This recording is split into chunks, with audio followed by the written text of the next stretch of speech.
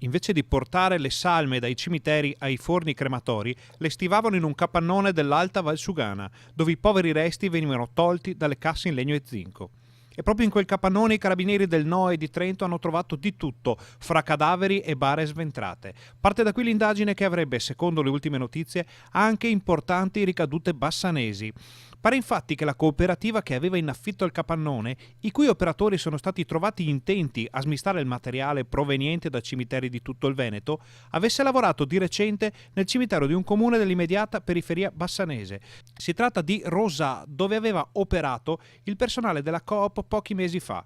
Non è possibile collegare le salme trovate nel capannone dell'orrore con le estumulazioni eseguite nel cimitero rosatese. Resta il fatto che la cooperativa in questione aveva eseguito lavori per conto del comune e di molti altri comuni veneti.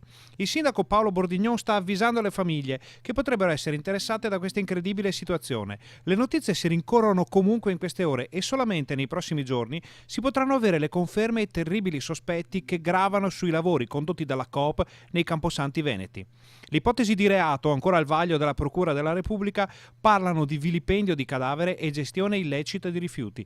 C'è un indagato, ma è plausibile che la faccenda diventi sempre più grave con il passare del tempo.